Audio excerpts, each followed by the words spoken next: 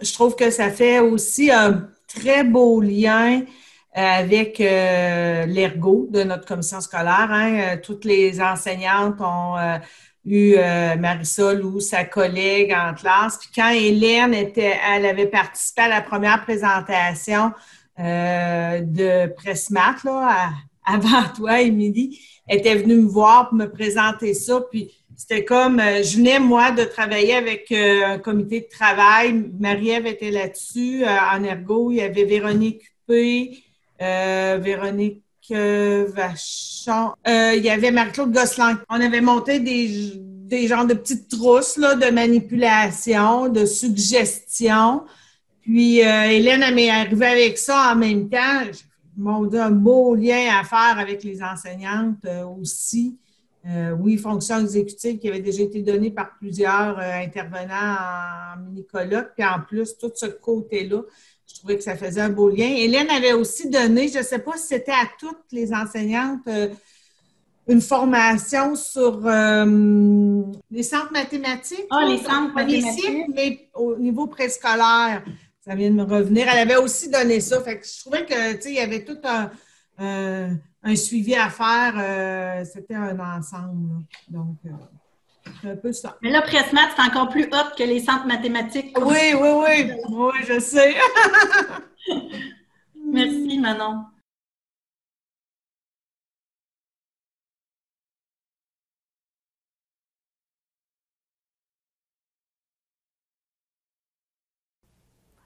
Bonjour, je m'appelle Caroline Lessard. J'enseigne au préscolaire à l'école Petit Castor à Saint-Georges-de-Beauce. Ça fait environ 15 ans que je suis à la maternelle. Moi, j'enseigne en maternelle parce que j'adore tout ce qui est différent qu'on peut faire à la maternelle. J'adore les petits aussi, les petits de 5 à 6 ans. Puis, j'aime beaucoup faire différent dans ma classe, puis pouvoir les amener plus loin, puis donc avec ma magie à moi, que je peux intégrer dans la classe de maternelle.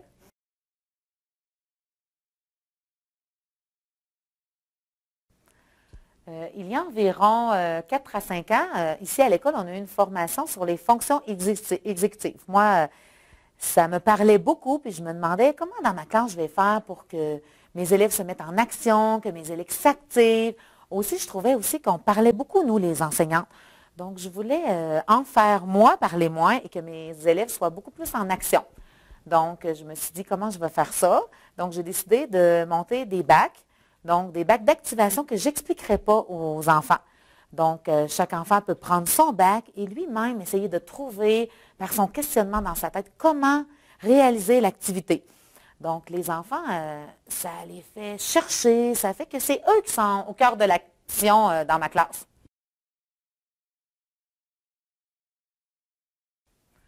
Donc, moi, je commence les bacs environ 3 à 4 semaines après le début de l'entrée des enfants dans ma classe. Le premier mois me sert vraiment à installer ma routine. Donc, quand la routine elle est bien installée, donc je commence les bacs, j'en fais environ 3 fois par semaine. Donc, ici, on voit ma série 1. La série 1, c'est environ pendant 3 semaines à 4 semaines, parce qu'à 3 à 4 fois semaine, j'ai environ 22 bacs. Donc, ça prend à peu près 3 à 4 semaines. Chaque enfant, quand j'explique aux enfants comment faire un bac, je l'invite à vider tout ce qu'il y a dans le bac. C'est la première étape pour bien utiliser tout le matériel qu'il y a dans le bac.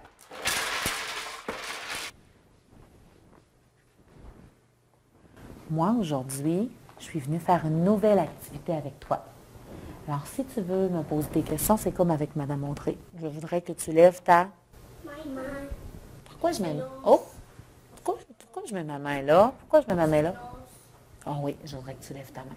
Je vais préparer une belle activité pour toi. Ça va être nouveau. Tu vas faire ça dans ta classe de temps en temps avec Mme Audrey. Regarde bien. Je vais te donner un sac, comme ça. Et je veux que tu l'ouvres et que tu sortes tout ce qu'il y a dans le sac. Tu dois sortir tout ce qu'il y a dans le sac. Et là, je regarde. Qu'est-ce que je dois faire avec ça? Oh! Madame Caroline et Madame Audrey, on ne te le dira pas. Comment tu vas faire pour savoir quoi faire? Moi, je ne te le dis pas quoi faire. Comment tu vas faire?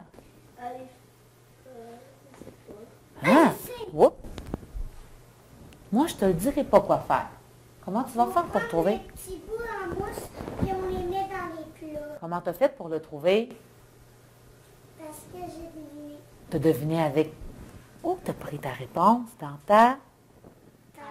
Ah, elle a trouvé dans sa tête quoi faire. Ah, regarde. Oh. J'ai ça dans mon bac. Qu'est-ce que je dois faire avec ça? Toi. Il faut prendre ça dans la mousse et on le met à plat. Ah oui, ça sert à les prendre. Comment tu as fait pour le trouver? Dans la tête. On trouve dans notre tête. Moi, là, Morgane, je ne te le dirai pas comment faire. C'est parce que je veux que tu trouves dans ta tête. Alors, c'est vrai, je dois prendre les bleus et les mettre dans le bac bleu. Parfait. Mais là, regarde bien. Disons qu'il y a d'autres choses dans ton sac. Disons que toi, ça c'était ça. Disons que je te donne ce sac-là. Hein? Reste assis, s'il te plaît. Qu'est-ce qu'on fait en premier? On regarde qu'est-ce qu'il y a dans le sac. Ah? Ah? Qu'est-ce que tu vois dans le sac? Qu'est-ce que tu vois? Un crayon et des feuilles. Une feuille et un crayon. Qu'est-ce que je vois d'autre? Toi, qu'est-ce que je vois dans le sac? Des cubes. Des cubes. Et je vois une autre chose. Un papier comme ça avec des bananes. OK. Alors, je cherche dans ma tête. Je regarde. Qu'est-ce que je dois faire? Qu'est-ce que je dois faire? Je cherche toujours dans ma tête. Qu'est-ce que je dois faire? Mais bleu, noir, bleu, noir, noir.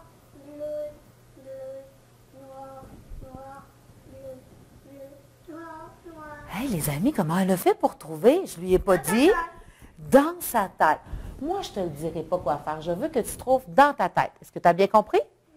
Quand tu as fini, tu lèves ta main. Et là? Oui. Et je vais venir te dire et je vais te dire, souligne ton nom, tu as réussi. Alors, je veux que tu soulignes ton nom pour dire que tu as réussi. Je vais te le montrer, tu vas être capable. Parfait. Et quand tu as terminé, on ramasse toutes nos choses, on les remet dans le sac et on va se chercher une autre activité. Parfait? Combien on peut faire d'activités? On peut en faire 2 ou 3. Toi, mademoiselle, est-ce que j'ai le droit d'en faire juste une? Toi?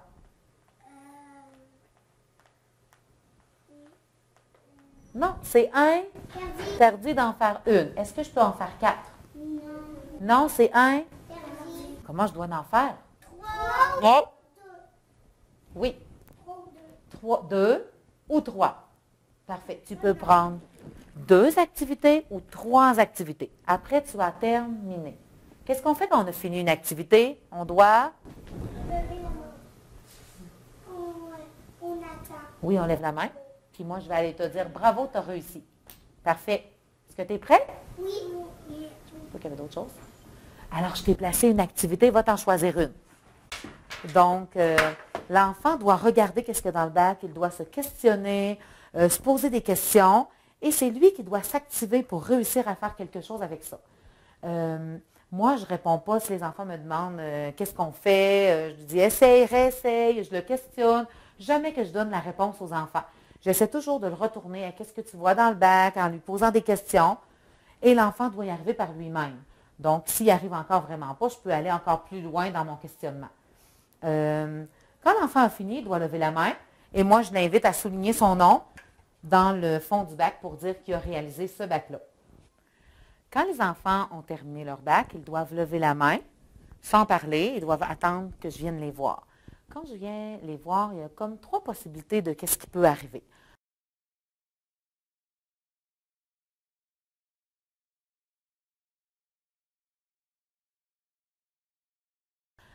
Souvent, la première possibilité, et celle-là qui arrive presque toujours, c'est que l'enfant a réussi le bac. Qu'est-ce que tu avais fait? Bravo! Est-ce que tu penses que tu as réussi? Oui, hein? OK. Bravo, souligne ton nom. Dans une deuxième possibilité, l'enfant peut avoir fait quelque chose de très logique avec son bac, mais pas ce que moi j'avais pensé qu'il pouvait faire. Dans ce cas-là aussi, je vais l'encourager, je vais lui dire, tu as trouvé une bonne stratégie, tu as trouvé quelque chose à faire avec ton matériel, Et je vais lui dire aussi de souligner de son nom et que son bac est réussi parce que qu'est-ce qu'il a fait? C'était logique, c'était sous un principe mathématique. Peut-être que lui ne le sait pas, mais moi, je le sais. Donc, et la notion que moi, j'avais prévue pour ce bac-là, il va le refaire dans d'autres bacs. Donc, ce n'est pas grave s'il n'a pas fait exactement qu'est-ce que je demandais. Puis les rouges, puis les verts. Et ici? Les noirs, puis les bleus. OK, parfait. Tu peux souligner ton nom. Non. Et la troisième possibilité, c'est que l'enfant n'y arrive pas à faire le bac, n'arrive pas à faire quelque chose avec le matériel. Donc, dans ce temps-là, je vais toujours par le questionnement. Donc, je le questionne, je lui demande de regarder encore le matériel que dans son bac. Je lui demande aussi de nommer le matériel que dans son bac. Parce qu'en le nommant, des fois, il y a des choses qui lui viennent à l'idée. Je peux aussi lui remontrer l'image. Qu'est-ce que tu vois? Toujours en lui posant des questions. Et des fois, même quand c'est vraiment, vraiment difficile, je peux essayer de le pister, mais sans jamais donner la réponse. Puis, je peux aussi, comme autre stratégie, revalider qu'est-ce qu'il y avait déjà de bon pour lui dire, ah, ça, c'est réussi, là, tu as réussi, j'aimerais ça que tu continues à faire pareil pour le reste des choses. On essaye encore. Elle est où? Elle est où ton orange? Elle est où ta rouge? Mais il n'est plus. Ah, il n'y a plus de jaune, hein? Et peut-être que ceux-là, ils t'ont joué un tour. Ils sont quelle couleur, ceux-là? Jaune. Oui. Voilà. On va le refaire ensemble. Elle est où ton orange? Ta jaune, rouge? OK.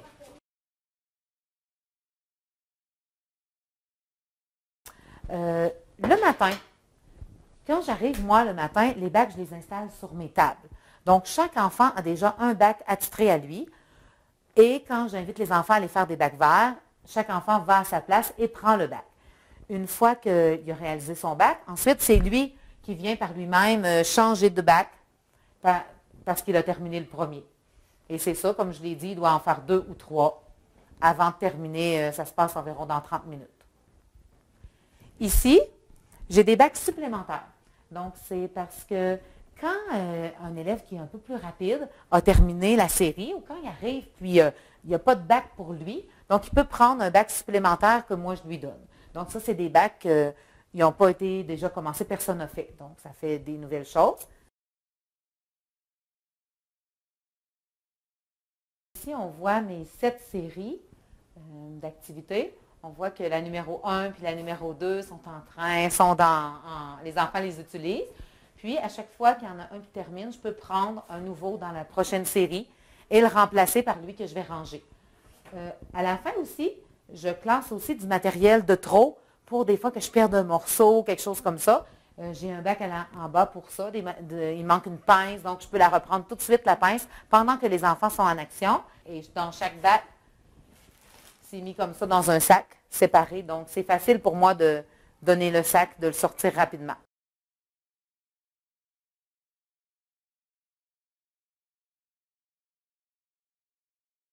Et bonjour, je vais me présenter avant d'aller plus loin. Alors, Annie Fontaine, je travaille avec le beau projet Presmat depuis maintenant 6 ans. Alors, on s'occupe du primaire et du préscolaire. Et on a aussi Mme Caroline, qui est enseignante à la commission scolaire, au centre de service scolaire de la Beauce-et-Chemin, au préscolaire. Mme Caroline, tu es là? Oui, bonjour. Parfait. Alors, Mme Émilie, vous avez proposé un petit ordre du jour. Vous allez voir qu'on ne prendra pas trop de votre temps précieux parce qu'on sait que vous avez hâte de vous mettre les mains, là, dans le concret. Alors, on va faire une petite introduction. Mme Caroline aussi, elle va vous expliquer son historique à elle, d'où part ce beau projet-là. Alors, c'est elle qui est l'auteur de ce beau projet-là. Après ça, on va faire une tournée du guide préscolaire que vous avez reçu. Vous avez entre les mains avec les fiches reproductibles là, que vous allez ajouter dans vos bacs ou vos sacs. Et puis après ça, on a des petites suggestions là, au niveau du matériel, comment procéder un petit peu pour le montage. Et on va vous laisser après ça là, partir chacun de votre côté là, pour passer au montage. Puis on se reverra, je pense que c'est prévu de se reparler à 1 heure pour faire peut-être des petits réajustements si vous avez des questions, des suggestions, des commentaires. Et puis à la fin de la journée, on pourra conclure là, la journée si vous êtes satisfait du projet, si vous êtes prête à à travailler avec ce beau matériel-là dans vos classes. Ça vous va? Parfait. OK. Alors, on a fait, comme prévu, là, dans l'ordre du jour, un petit lien avec les différentes formations qui avaient été offertes dans votre centre de service scolaire. Alors, je demanderais peut-être à Mme Caroline là, de parler de son histoire à elle. Comment ce projet-là a débuté, puis cette belle histoire-là, là, c'est depuis quand?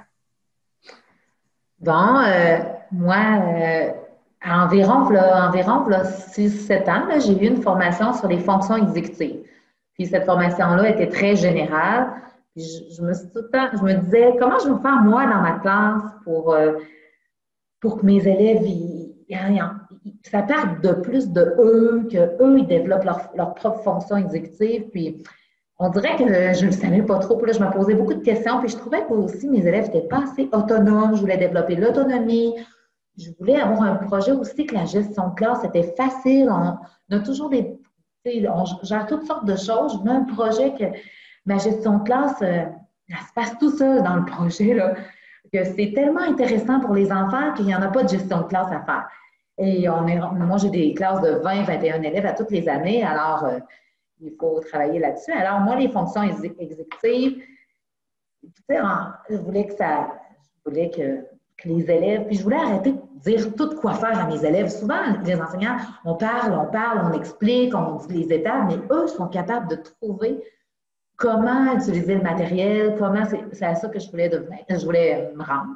Et je voyais, tout le monde voit sur Internet des busy bags, des mini-centres d'activité en maths, mais c'est tout monter ça, c'est quand même long. Alors moi, je voulais partir de toutes ces idées-là, puis c'est comme ça que ça a commencé. Et dans mon projet, ce que je voulais le plus, c'est que ce soit les élèves qui découvrent quoi faire, que les élèves se questionnent.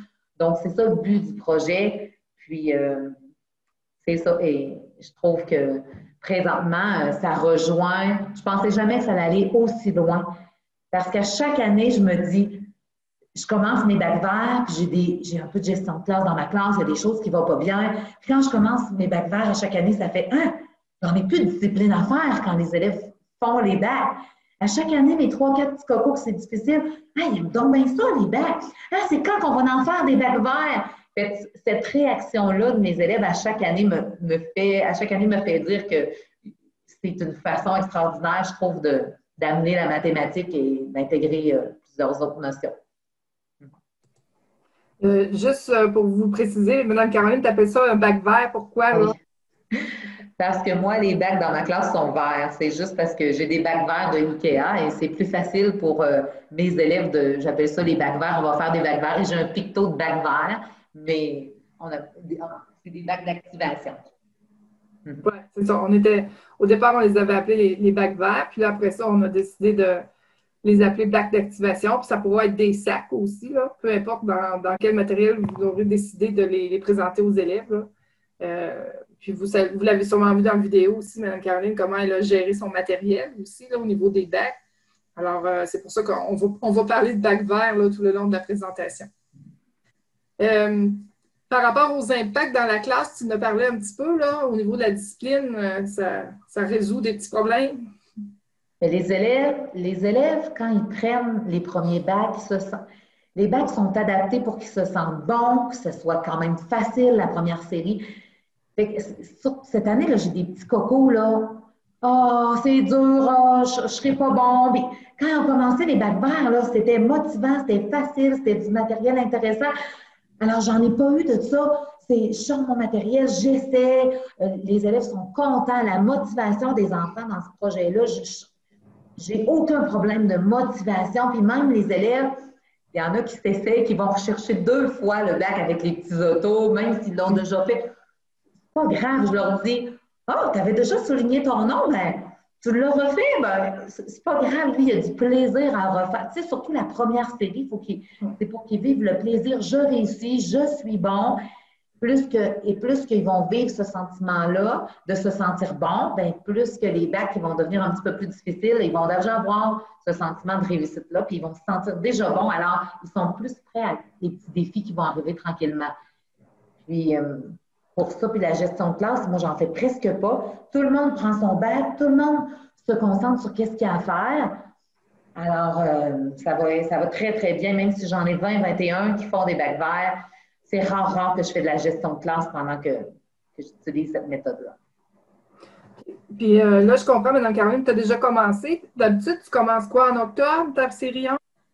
Oui, fin septembre, début octobre, dépendamment. Avant, je mets ma routine de classe en place pendant le mois de septembre. Puis ensuite, je commence tranquillement. Là j'ai 2-3 semaines de fait, là, ouais. Parfait. Par rapport à l'écoute des vidéos, est-ce qu'il y en a qui auraient des questions ou des éléments que vous voulez retrouver, là, vous voudriez jaser avec Mme Caroline ou des suggestions, des commentaires en lien avec l'écoute des vidéos? Est-ce qu'il y en a qui voudraient partager ce qu'ils ont vu, ce qu'elles ont aimé, leur coup de cœur? On a quelques mains de levée, là. Oui. Je vais me lancer. Moi, j'ai une question pour toi, Caroline, puis Annie aussi, là, parce que dans le contexte actuel, où est-ce que toi, tu commences fin septembre, début octobre? Là, présentement, on est plus mi-octobre, puis j'ai mes 6 autres enseignantes qui risquent de commencer peut-être même en décembre. Est-ce que c'est quand même réalisable dans l'année? Est-ce qu'ils vont rattraper est-ce qu'il faut qu'ils aillent plus vite? Est-ce que ça va quand même bien se faire dans l'année ou est-ce qu'ils vont réussir à passer au travers de toutes les séries? C'est un peu ma première question. Bien, je pense que peut-être qu'elles peuvent en faire, si moi j'en fais 3 fois par semaine, elles peuvent en faire 4 fois par semaine. C'est une idée. Il y a aussi que, bon, la première série, il y a 30 ateliers. Parmi les 30 activités, on pourrait dire les 30 activités, les notions sont revues dans plusieurs bacs. Fait que si la première série, on se dit, les enfants font 20 activités sur les 30 environ, puis tranquillement, tu en as des forts qui vont avoir fait les 30, de ne pas attendre. C'est pas grave s'ils n'ont pas que tous les élèves, ça, moi, je trouve ça très important. C'est pas grave que tous les élèves n'ont pas fait toutes les activités. Les forts, il faut qu'ils avancent, eux. Donc, si on change des bacs, que ce n'est pas tous les élèves qui ont fait, c'est pas grave. La notion est revue et reprise et revue. Donc, on peut changer les bacs un petit peu plus rapidement si on voit que le niveau de difficulté peut-être. Mais il faut quand même faire la première série pour l'important de vivre des réussites des bacs. Là, ça, je trouve ça vraiment important. Parfait, merci. Madame Anne, vous avez une question pour Caroline? Oui, c'est peut-être trop vite comme question parce que là, j'ai vu aussi dans Facebook les gens qui écrivaient là, concernant les fiches. Il y en avait qui sont déjà plastifiées. Puis il y en a qui avaient essayé de les replastifier parce que l'endos n'est pas plastifié, c'est juste le pour l'usure. Je veux savoir un petit peu ce qu'on va faire avec ça. Puis des fiches comme les petites voitures ou la route de couleur, est-ce qu'on peut le plastifier? Parce qu'elle n'est pas plastifiée. C'est un beau carton épais, par exemple, là, au niveau de l'usure, dans le fond, de ces petites pancartes-là. Merci.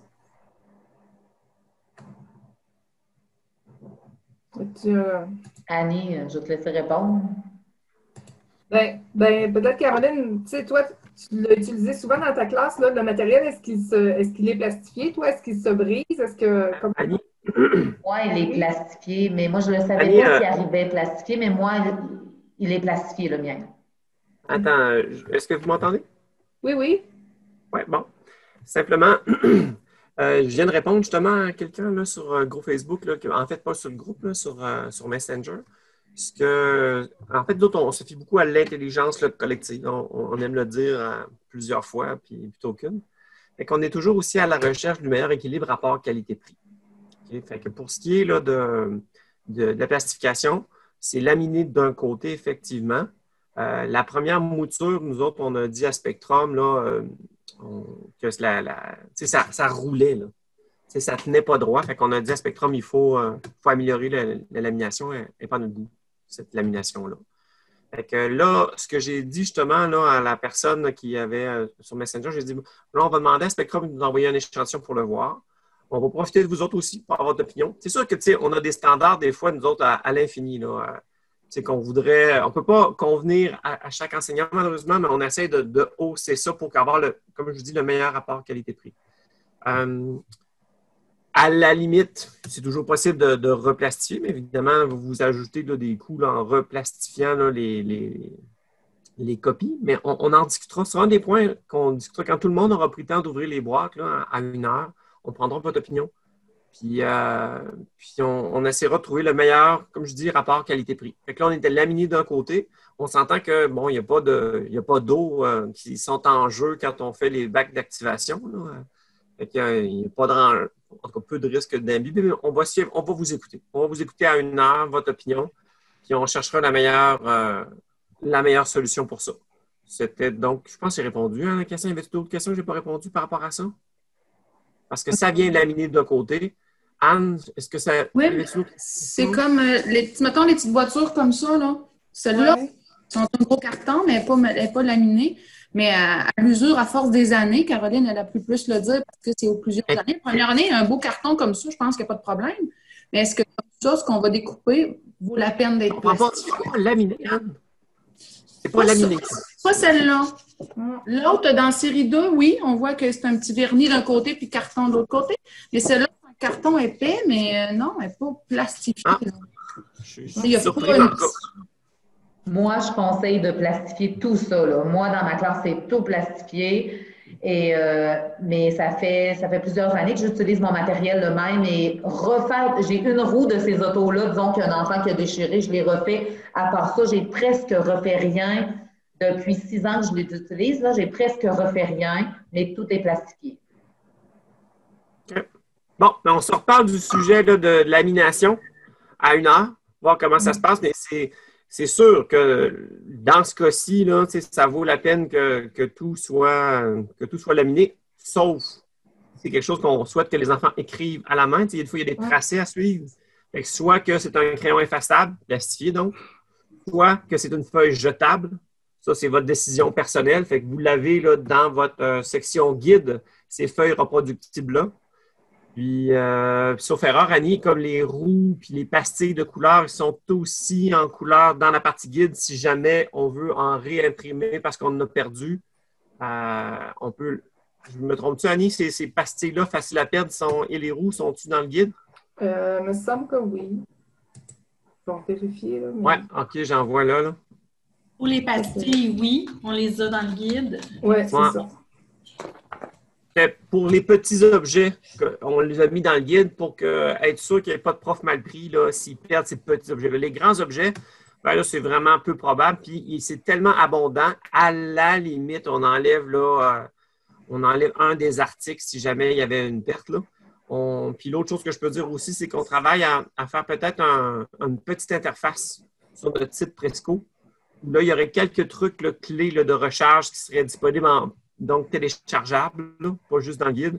Puis on organiserait nos vidéos aussi. Fait que ce serait comme un accès qui viendrait avec l'achat du guide. Fait que ce serait une solution auquel on réfléchit.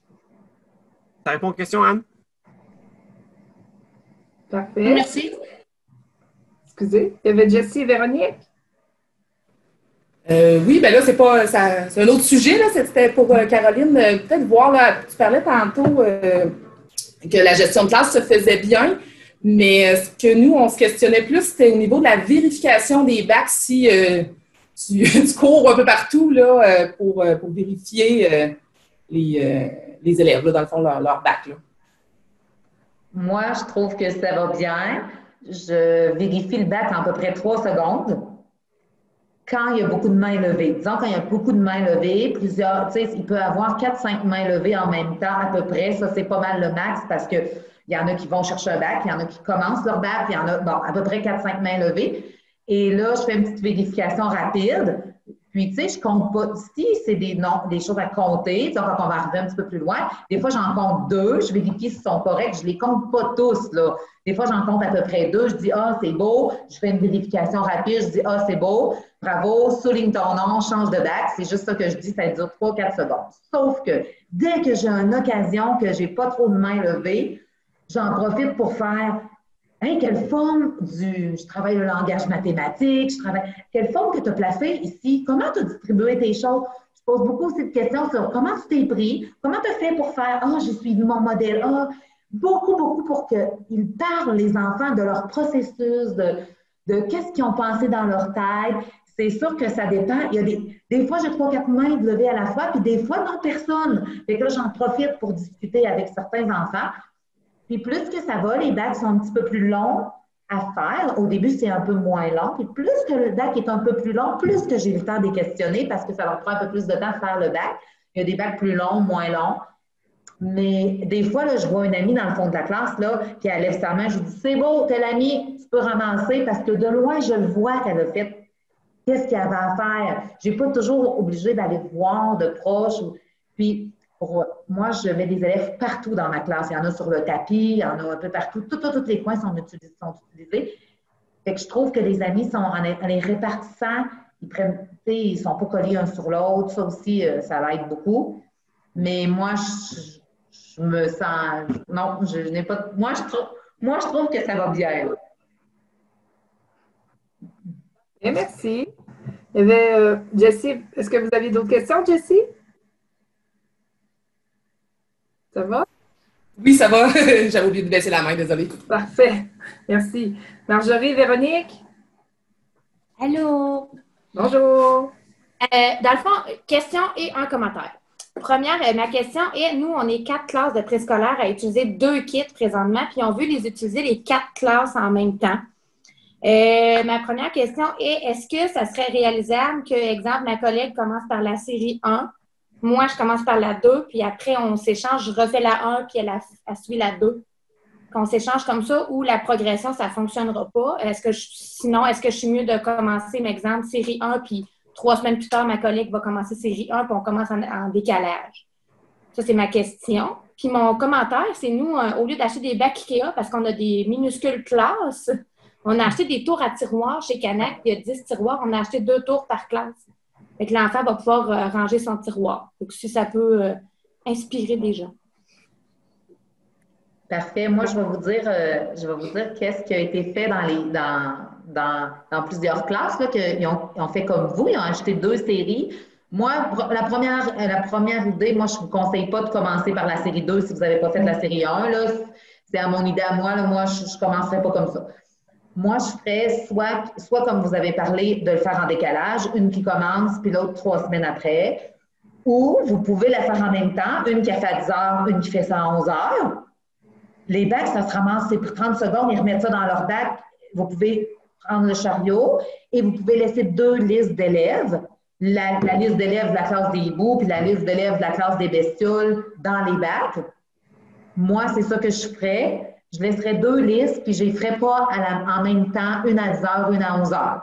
Moi, c'est ma suggestion. Là, c'est pas long de ramasser ça. Il n'y a pas de matériel à enlever d'une classe à l'autre. Il n'y a rien à... Fait que je mettrais 2 listes d'élèves. Est-ce que je me trompe ou on viendrait comme contrer l'effet bulle classe de cette façon-là, par exemple? Je n'ai pas pensé à ça. Le contexte COVID, là. C'est une bonne solution, Caroline. Je suis d'accord. Mais là, je pense qu'on ne serait pas super légal au niveau des mesures sanitaires. C'est vrai, mais alors la meilleure façon, c'est peut-être de décaler d'1 ou 2 semaines. Là. Oui, pour respecter la progression, parce que vous l'aviez dit, hein, de la série 1 jusqu'à la dernière série, il va y avoir de la difficulté qui va augmenter. Fait que s'ils se retrouvent, les élèves, avec quelque chose qui est plus difficile, ça peut les décourager aussi, hein? Oui, c'est pour ça que c'est important. Puis, je ne sais pas comment vous avez d'élèves, là, mais on ne peut pas le séparer en 2. La série 1, il y a 30 activités. Je ne sais pas comment vous avez d'élèves. On en a 17. Oui. C'est pas tant réalisable, finalement. Oui. Mais merci, on va y aller en décalage, ça va être correct. Oui, ça va être plus simple. Parfait. D'autres interventions en lien peut-être avec les vidéos ou des questions pratico-pratiques pour Mme Caroline? Il n'y a pas d'autres choses de spéciales? En tout cas, au fur et à mesure, s'il vous vient d'autres questions là, dans le courant de la journée, ben gênez-vous pas, Mme Caroline, elle va être avec nous sûrement en avant-midi. Alors, elle va pouvoir répondre à vos questions avec plaisir. Moi, j'ai quelque chose. Là, j'aimerais ça que tu stages pour moi. Moi, je pense au montage vidéo après. Là. Fait que je voudrais que tu fasses semblant qu'on est rendu au point où on va aller visiter Mme Caroline dans sa classe pour mieux comprendre le projet. Puis moi, dans la version finale de vidéo, on va inclure ce vidéo-là pour que les gens n'aient pas à cliquer à plein d'endroits. Oui, là, tu stages, puis moi, je vais gérer ça au montage après. Là. Oui, tu es en train de l'oublier. Alors, pour celles qui n'avaient pas eu l'occasion de regarder les vidéos, alors je vous invite à entrer dans la classe de Mme Caroline. Il y a une vidéo là, où vous allez voir Mme Caroline en action avec ses élèves. Puis il y a une vidéo où vous allez voir vraiment toutes les explications en lien avec le projet Pressmat, puis comment on monte le matériel, puis des suggestions et des façons de faire là, directement liées à la vie de Mme Caroline et sa classe. Alors, prenez le temps de visionner ces 2 beaux vidéos-là, puis vous allez avoir vraiment là, une occasion spéciale là, de faire connaissance avec ce programme-là, avec ce beau projet-là. Bon, on va laisser M. Stéphane faire son montage après. Les choses techniques. C'est bon. Alors, s'il n'y a pas d'autres interventions, je vais passer à la présentation du guide. Alors, on va aller faire une petite tournée du guide ensemble, puis Mme Caroline aussi, elle va pouvoir intervenir, là. Je ne le lirai pas tout avec vous, juste relever certains éléments là, importants. Et puis, après ça, on vous donnera des petites précisions en lien avec le matériel là, pour faciliter puis agrémenter là, le montage de tout ça. Alors, je vais partager mon écran avec le guide ici. Bon, je vais juste reculer au début.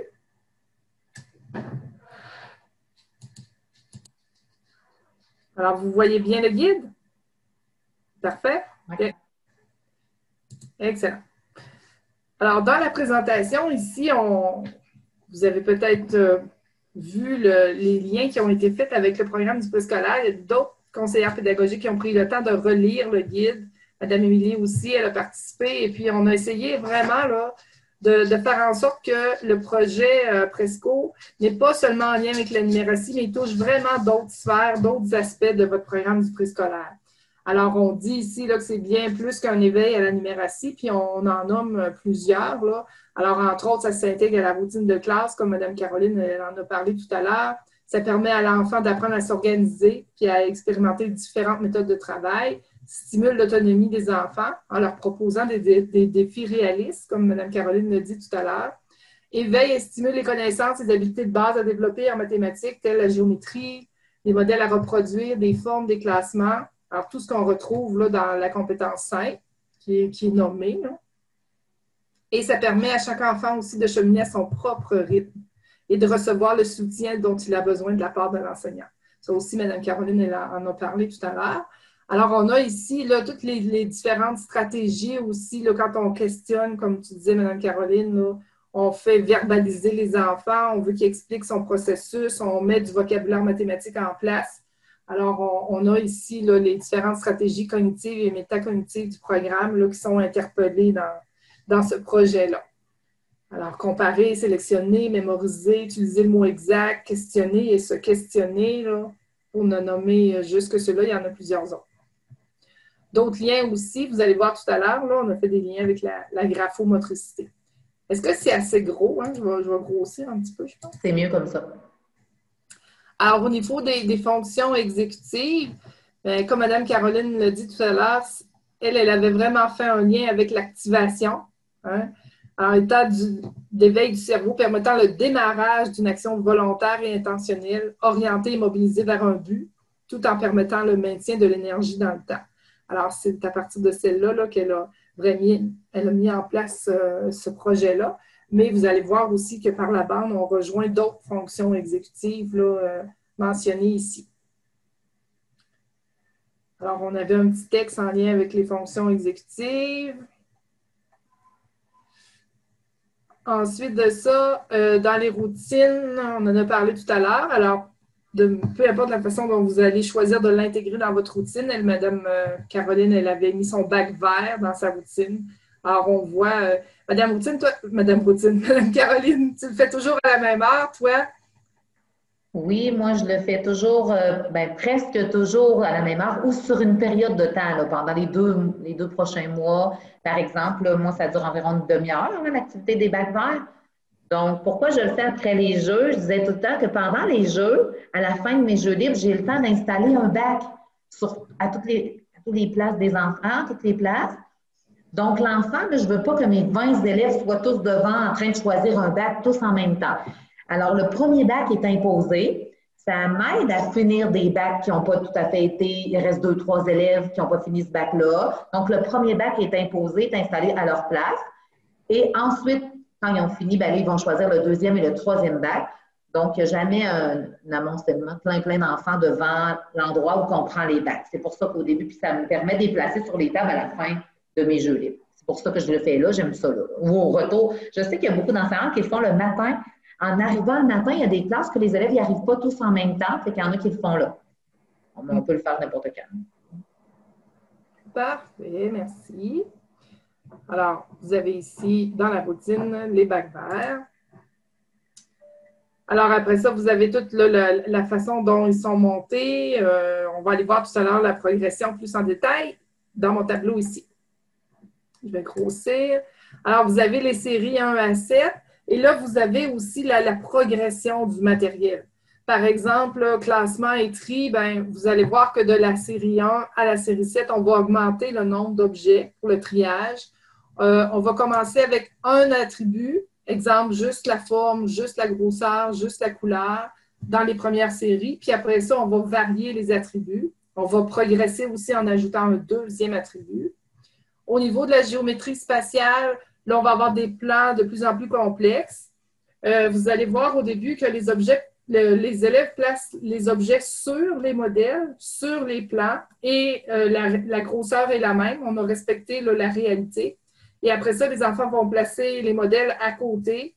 Puis vous allez voir qu'un petit peu plus loin, là, les modèles vont être plus petits qu'en réalité avec le matériel. Alors, il y a des difficultés là, qui s'ajustent.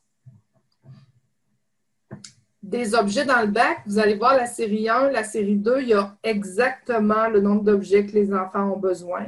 À partir de la série 3, vous avez des éléments superflus. Alors, c'est à eux à vérifier ce qu'ils ont, puis à dégager, là, à mettre de côté ceux qui ne seront pas utilisés finalement. Et vous allez voir les séries 5, 6, là, il y a plusieurs éléments, puis même dans les dernières séries, il y aurait plusieurs possibilités. Alors, on a mis beaucoup plus de matériel que ça prenait. Et là, on peut ouvrir l'activité, là, puis la faire vraiment d'une autre façon, avec tout le matériel qui est là en plus. Madame Annie? Oui? Je voulais juste vous dire que vous avez vu l'enseignement que je fais au début. Dans les vidéos, on a vu, moi, je fais un enseignement au début pour expliquer. Et quand les éléments superflus arrivent, je regroupe mes élèves pour expliquer un peu c'est quoi là. Je refais un autre enseignement pour dire que maintenant, il va y avoir des joueurs de tour ou on peut les appeler comme on veut. Je trouve ça important de faire un retour, là, d'arrêter puis de faire un retour là, avec un autre enseignement avec nos élèves pour leur dire « Ah, qu'est-ce qu'on fait là avec… » Parce que sinon, ils vont être toujours après nous autres. « Ah, que je les mets ceux-là, pourquoi j'en ai plus? » Fait que c'est important là, de refaire un enseignement puis d'expliquer qu'il va y avoir des joueurs de tour qu'on peut les laisser à côté, qui ne seront pas utilisés parce qu'au début, tout le matériel est utilisé. Parfait, merci. Au niveau des modèles à reproduire, là, vous allez voir, les modèles vont être de plus en plus complexes. Juste le fait de passer d'un modèle 2D sur une photo à un modèle 3D, c'est difficile pour les enfants. Alors ça, on va le travailler tout le long des 7 séries. Tracer à reproduire sur le modèle, comme je vous disais, c'est pour les séries du début. Puis après ça, ils vont avoir à tracer à côté. Alors ça ajoute une difficulté de plus. Et puis le nombre d'objets aussi va évoluer. Au départ, on aura de 15 à 20 objets dans la série 1. Et puis après ça, plus de 20 objets là, pour réaliser nos modèles. Au niveau de l'arithmétique, dans la série 1, on ne fait pas du tout de dénombrement. C'est pour ça qu'on disait tout à l'heure que la série 1, elle est vraiment accessible à tous les élèves. Elle est là pour vivre des réussites. Elle est là pour mettre en place la routine, pour mettre le fonctionnement. Puis tous les élèves sont capables de réussir. Alors, on a cru bon là, de ne pas introduire l'arithmétique tout de suite parce que, comme Mme Caroline vient de le dire, ça va nécessiter un petit enseignement avant. Alors, à partir de la série 2, vous allez avoir la numération de 0 à 5, puis après ça, on y va en progression de 0 à 8. On reprend toujours de 0 à 8, ce qu'on a vu. Après ça, 0 à 10, à 12 et à 15. On va se rendre de 0 à 15. Puis, je pense que Mme Caroline, dans tes dernières séries, tu as même mis des défis jusqu'à 20 là, pour les élèves qui étaient capables là, de travailler les plus grands nombres. Là. On sait que les nombres, là, il y a des nombres qui causent un petit peu plus de difficultés, là. Alors, on les a mis en défi. Au niveau, puis vous allez voir tout à l'heure, des petites vidéos qui vont venir, là, des petites vidéos d'enseignement pour chaque nombre qu'on va introduire là, dans les bacs. Au niveau des statistiques, on a travaillé le tableau. On sait que c'est souvent travaillé, là, mais c'est sûr qu'on ne vient pas cibler ça en statistiques comme au primaire, là. Alors, c'est le fameux tableau à double entrée. On va commencer par un tableau à une entrée. Il n'y en a pas dans la série 1, seulement dans la série 2. Après ça, le tableau à 2 entrées avec une ligne. Après ça, 2 entrées avec 2 lignes, etc. Puis on va finir avec des tableaux là, de plus en plus complexes. Puis, le travail en diade, bien, pour les séries là, 1 à 5, on a commencé à travailler seul. Puis, après ça, à la fin, on va proposer que les élèves travaillent en diade, là.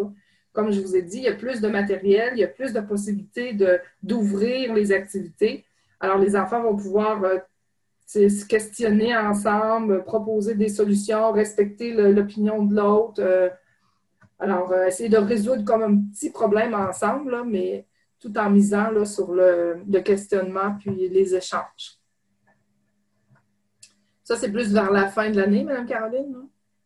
Ou oui, mais moi, je vous conseille de faire autre chose en diade. Moi, je vous dirais que avant, je ne faisais pas beaucoup de choses tant que ça en diade. Oui, je travaillais en atelier, puis, mais du 2 à 2 ou du 3, des affaires, mais je ne travaillais pas assez. Fait que la première fois que j'ai fait ça en diade, je me suis rendu compte assez rapidement que je ne vais pas enseigner assez à mes élèves. Alors maintenant, dès le début de l'année, je fais beaucoup de choses en diade qu'avant je ne faisais pas. Juste un exemple, on a 2 dessins pareils, puis on doit venir le présenter à la fin à Mme Caroline et les 2 doivent être pareils. Alors, j'ai discuté quelle couleur on va mettre la citrouille, quelle couleur il faut s'entendre, il faut faire chacun son tour, il faut se trouver des stratégies. Là, maintenant, je commence beaucoup plus tôt à travailler des stratégies de diade pour que quand je vais arriver à mes bacs, et depuis que je fais ça, ils sont beaucoup plus prêts quand j'arrive à mes bacs 2 à 2.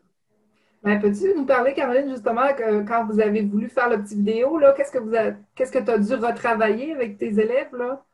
Quand M. Stéphane n'avait pas fait un petit vidéo pour le travail en diade, là, puis vous vous êtes aperçu qu'il y avait des stratégies qu'il fallait mettre en place avant, là? Oui, parce que les élèves, je me souviens, la première fois, ils ne savaient pas comment se prendre. Il y a un élève qui prenait le bac, et c'était difficile. Fait que c'est ça, on a travaillé beaucoup. Maintenant, c'est ça, on travaille les stratégies. Qu'est-ce que je peux faire quand je suis en diade, là? Est-ce que je fais chacun mon tour? Est-ce que, puis même, j'avais envie d'intégrer des pictos, même que l'enfant pourrait me dire, ah, aujourd'hui, j'ai choisi ça, chacun mon tour. Mais chacun son tour, ça peut être, moi, j'en fais un, toi, t'en fais un. Ou sur le même projet, on fait chacun notre tour. Ou on discute. Et donc, c'est ça. Mais maintenant, je travaille beaucoup plus les stratégies de comment on travaille en diade dans d'autres activités dès le début de l'année. Parfait, merci. Alors, ça, c'était notre tableau là, pour expliquer la progression. Alors, comme vous pouvez le constater, là, c'est difficile d'inverser l'ordre, de commencer par la 2 plutôt que la 1. Là, il y a vraiment des choses qui ont été planifiées là, et organisées pour suivre une progression. La liste de classe, comme Mme Caroline vous parlait tout à l'heure, alors elle introduit toujours sa liste d'élèves dans le sac ou le bac. Quand les enfants ont terminé, ils biffent leur nom. Et puis, on avait donné l'exemple, peut-être des élèves qui ne sont pas capables de reconnaître leur nom en début d'année, on peut leur mettre des petits pictos juste à eux là, pour qu'ils sachent que c'est secret. Puis, quand tu vas voir une petite étoile, ben, c'est ton nom. Ou bien, des fois, il y en a qui disaient, ben, moi, je peux mettre une photo aussi au début. Puis, les enfants ont vraiment la difficulté à lire leur nom. Puis après ça, on l'enlève là, dans le courant de la journée, dans le courant de l'année. Moi, je vous conseille fortement, si l'enfant, bien, c'est chacun fait à sa façon, là, mais c'est un conseil, si l'enfant n'a pas souligné, moi, je répète toujours, surtout la première série, bravo, tu as terminé, souligne ton nom. À chaque fois, je le dis. S'il ne souligne pas son nom, ben moi, j'ai fait faire le bac. Parce que pour qu'il développe, si jamais, moi, je trouve que là, en le refaisant, il pense de souligner son nom, ça l'aide à qu'il n'oublie pas, là, parce qu'il doit le refaire. Parfait. Alors, dans le rôle de l'enseignant, ben, on disait un petit peu qu'est-ce que ça permet à l'enseignant de mettre en place, d'observer son groupe, puis de regarder l'organisation de leurs tâches, comment ils font pour la recherche de leurs propres solutions, faire parler les élèves, expliquer de quelle façon ils ont réalisé l'activité, donner un sens aux mathématiques, proposer des méthodes de travail aux élèves aussi qui vont pouvoir transférer dans d'autres situations de la vie de la classe. Et là, ici, vous avez tous les critères là, que vous retrouvez dans le programme aussi qui sont touchés par la proposition Pressmat, l'intérêt pour la communication. Puis vous avez toute là, la compétence et la page auquel vous retrouvez là, tous ces critères-là.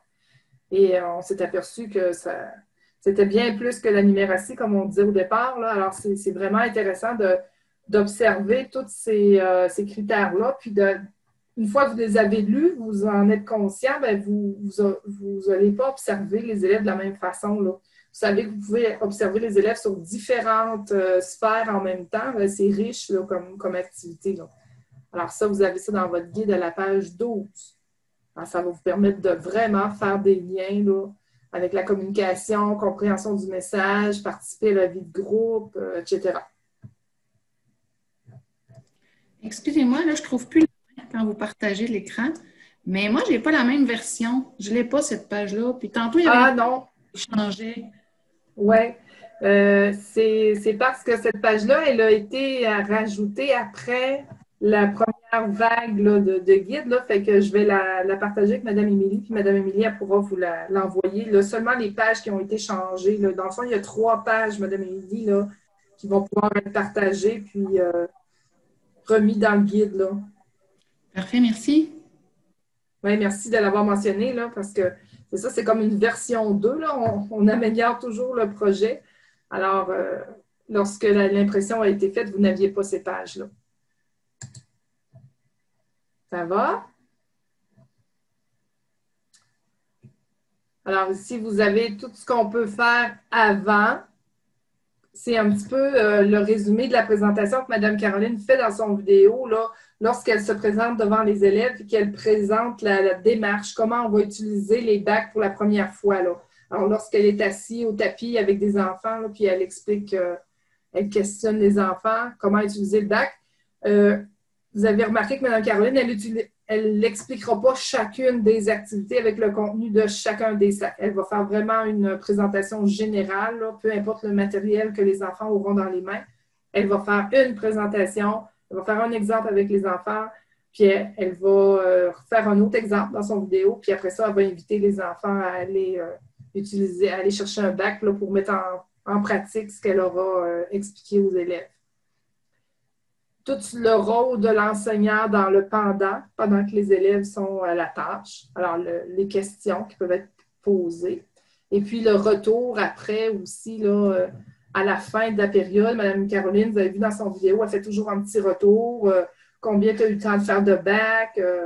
Qu'est-ce que tu as fait comme activité? Là, c'est sûr qu'on ne demande pas à chaque enfant d'expliquer qu'est-ce qu'il a fait comme activité, mais on peut prendre le temps de revenir là, sur certaines activités avec les enfants ou des activités qui ont peut-être causé des problèmes ou peu importe. Là.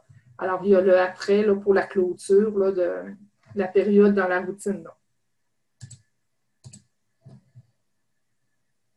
Parfait. Alors, j'arrive au petit tableau de la page 16. Bien, pour moi, c'est la page 16. Peut-être que vous, c'est la même page, Mme Émilie?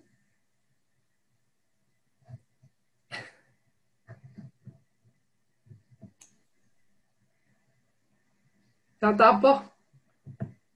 Émilie, j'entends pas. J'ai le même document que toi, Annie. Donc, okay. Pour moi, c'est la page 16.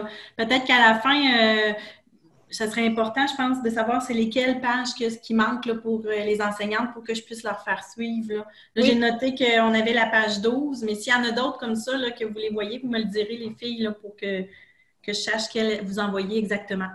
Dans le fond, c'est la page 4, 12 et 21. Ah, excellent! Ouais. Alors, je pourrais te les faire parvenir pour que tu les partages. Là. Il y avait la page de présentation. Nous, la page 4 n'était pas pareil comme vous. C'est pas si grave, là. Mais... Oui, c'est ça. La page 4, on a ajouté un peu de texte. Là. On a amené des précisions. Alors, 4, 12 et 21, là, vous allez avoir la même chose que nous. Et que là, nous, c'est la page 14. OK, parfait. OK. Véronique dit que présentement, c'est sûr. Tu l'as dit, Anne. C'est correct, je lisais en même temps. C'est la page 14. Parfait. Alors, on dit ici qu'avant d'introduire les tâches en lien avec certains concepts mathématiques, là, il y aurait des petites leçons qui pourraient là, être présentées, favoriser l'éveil des enfants là, afin de s'assurer d'une bonne compréhension puis de réduire les écarts entre les élèves. Alors, ça va être des courtes présentations, ça va être sous forme de vidéo, ça va être déposé quand on va avoir terminé de les faire. Là, c'est difficile dans le contexte que l'on vit là, mais on est en train de les produire. Là. Alors, des courtes vidéos qui vont être présentées par Mme Caroline là, dans sa classe. Entre autres, les sujets qui vont être abordés, c'est les nombres de 0 à 20, en tout cas 0 à 15 sûrs. Là. Après ça, la boîte de 10, on va l'introduire, les suites logiques, puis les tableaux à double entrée. Alors, vous pouvez remarquer qu'il y a des petits codes QR. Alors, ces vidéos-là vont être accessibles là, avec une application que vous avez sur votre téléphone pour lire les petits codes QR. Et vous pourrez regarder, c'est un exemple parmi tant d'autres, mais Mme Caroline, elle a bien voulu partager ces petites leçons, comment elle fait pour introduire là, chacune des notions qu'on vient de parler. Alors, dans la série 1, il n'y a rien de spécial, comme on l'a proposé. Avant d'introduire la série 2, ce serait intéressant là, de faire un petit enseignement, en tout cas, un éveil là, plutôt là, au nombre naturel de 0 à 5. Alors, tout ce qui est dénombrement. Et présenter les cartes secours. On va aller les voir tout à l'heure, les petites cartes secours. Là. Alors, c'est ce que Mme Caroline, elle a mis là, en place dans sa classe. Alors, elle va introduire le nombre 0, le nombre 1, le nombre 2, le nombre 3, le 4, le 5, avec, entre autres, des petites histoires là, pour chacun des chiffres. Puis là, c'est là, en parenthèse, Mme Émilie, là, que tu pourras peut-être là, présenter le document Histoire des chiffres. Là. Mme Caroline, elle s'inspire de ces petites histoires-là pour introduire chacun des chiffres. C'est un document que tu m'avais partagé, là, puis que je vais faire suivre aux enseignantes, effectivement. Oui. Puis pour chacun des chiffres, là, pour la présentation de chacun des chiffres, il y a toujours des petites activités là, vraiment concrètes là, pour introduire le nombre en question et pour s'assurer là, que tout le monde a eu le même enseignement et tout le monde a une bonne base de compréhension avant d'aller travailler ces activités-là dans les bacs, pour pas que ça cause des problèmes dans les bacs. Avant la série 3, là, on vous propose un éveil sur la suite des nombres naturels, mais là, on va être de 6 à 10. On va introduire les tableaux à double entrée. Alors, un petit vidéo sur les tableaux à double entrée. Les suites logiques avec les patrons. Puis, elle va introduire aussi, elle va parler, comme elle l'a dit, là, de ces joueurs de tour, là, ces éléments superflus. Avant la série 4, ça va être important d'avoir en tête les chiffres de 0 à 10 en ordre croissant, mais toujours supporté de dessins ou d'images. Puis après ça, la boîte de 10. L'éveil au nombre de 0 à 10, dénombrement 0 à 10 avec la boîte de 10. Avant la série 6, on est rendu au nombre de 11 à 15, dénombrement. Puis en phase sur les mots là, qui causent des problèmes, le 11, 12, 13, 14, 15 et 16. Puis avant la série 7, on pourrait introduire les nombres 16 à 20 là, si on décide d'aller au-delà de 15. Alors, dès que ces petites vidéos-là seront prêtes, là, on vous fera part de ces petites vidéos-là, mais vous avez sûrement déjà des choses de prêtes aussi, les enseignants. Alors, vous pouvez utiliser vos petites leçons que vous aviez aussi. C'est juste pour vous faire réaliser là, que c'est important de le faire avant d'introduire une nouvelle série. Est-ce que tu voulais rajouter d'autres choses, Mme Caroline, là-dessus? Ça va? Ça va. Parfait. J'ai une question avant de changer de page. Excuse-moi, j'avais à main levée, là, je l'ai trouvée, elle est où? Excuse, je sais pas. Quand, au début, tu as parlé avant la série 2, tu as parlé d'un livre des nombres. Est-ce que c'est celui que j'ai vu passer sur Facebook, mais qu'on ne peut pas avoir encore? C'est celui-là? Oui, l'histoire des chiffres, là. Oui, c'est ça, il n'est pas encore, on ne peut pas encore l'acheter, là, celui-là. Dans le fond, c'est que nous, on ne le vend pas, là. C'est que Mme Caroline, elle avait déjà ce document-là, puis on l'a vraiment retravaillé, là. Puis on l'a mis au goût du jour, là, puis on l'a partagé avec Mme Émilie. Alors, Mme Émilie, elle pourra en discuter avec vous, là, comment le distribuer, puis quoi faire avec, là. On le laisse en vos mains, là. OK, fait qu'on pourra en avoir une copie si on le demande à Émilie, c'est bien ça? Oui. L'intention, c'était de le donner à la fin de la rencontre, là, de l'envoyer pour le présenter en même temps, mais là, on en parle maintenant. Fait que oui, je vais le faire suivre, puis probablement qu'on va le déposer éventuellement sur le Team Fresco, là. Donc, mais je vais quand même vous envoyer une version en courriel, là. OK. Puis pour être bien sûr, là, le petit vidéo avant la série 2 qui a rapport à ce livre-là, peut-être la question s'adresse à Caroline. Est-ce qu'on l'enseigne? Tu n'enseignes pas tous les chiffres ou tu enseignes 0 à 5? Là? J'avais ma question en tête, j'ai peut-être manqué un petit bout, là. Ben, je ne sais pas si je vais répondre correctement à ta question, mais moi, avant de voir la série 2, disons les 5 semaines d'avant, ben, la première semaine, je vois le chiffre 0, la deuxième semaine, le chiffre 1, et tout durant la semaine, je le manipule, on travaille le chiffre 1, l'autre semaine, le chiffre 2. Et quand j'arrive pour partir, là, moi, je suis rendue à 4 dans ma classe. Alors, et je suis dans ma série 1. Et pendant ma série 1, je travaille mes chiffres de 1 à 5 autrement. Je raconte l'histoire, on fabrique des choses avec le carré, on le fabrique en paille avec 4 côtés. Après ça, on fait des paquets de 4 objets. On travaille. Et quand j'ai terminé l'enseignement plus explicite, qu'on pourrait dire de chiffre 5, je suis prêt à faire ma série 2 dans les dates. Je ne sais pas si c'est un peu ça que tu voulais... Oui, mais est-ce que tu vas quand même travailler dans le livre? Tu sais, j'ai vu qu'il collait, il entourait, il traitait. Oui, ça, moi, c'est fait là, jusqu'au cadre. Je monte le... Tu fais dans la même semaine que tu l'expliques, qu'est-ce que je comprends. Si tu fais le 1, si tu parles de ton 1, tu travailles ton 1, tu vas aller faire ce cahier-là dans ta semaine. Oui, souvent, quand j'enseigne, moi, je le fais de cette façon-là, mais il y a plusieurs façons. Je présente l'histoire et tout de suite après, on fait une petite manipulation et on va le faire tout de suite dans le cahier. Donc, on colle on colle 4 autocollants, on va placer, j'ai une table d'autocollants, une table d'étampage, une table de... Donc, ils se promènent dans la classe, ils font toutes les activités du chiffre 4. Et plus tard dans la semaine, disons le mardi, le mercredi, le jeudi, bien là, je revois le chiffre 4 par plein d'autres façons. Durant la semaine, des petites activités des fois, c'est 10 minutes, là, de la manipulation, des fois, c'est au TNI. Moi, je le fais en même temps, je présente l'histoire que vous voyez, puis ensuite, je fais la page. Là. Mais il y a toutes sortes de façons de le faire. Moi, c'est comme ça. Fait que le cahier ne se fait pas nécessairement à la fin de la semaine. Tu as l'histoire, tu fais ton cahier, mais tu le travailles toute la semaine. C'est comme ça que je le fais, mais... Parfait, merci beaucoup. Alors, comme exemple, là, on est dans l'histoire des chiffres. Le chiffre 4 est en colère. Il a perdu son carré qui a 4 côtés et 4 sommets. Il le cherche dans les 4 coins du tapis. Il n'aime pas perdre ses choses. La semaine passée, il a perdu 4 jouets et la semaine d'avant, il n'arrivait pas à attacher les 4 boutons de sa chemise. Alors, Mme Caroline présente son histoire. Fait que souvent, je fais venir un ami qui a une chemise, on attache les 4 boutons, on fabrique le carré avec les pailles. On travaille en lien avec l'histoire. Puis, c'est ça. Après, je fais ma page dans le cahier. Puis, je le revois toute la semaine. Alors, il y a toujours trace ta main, puis coloris 4 doigts.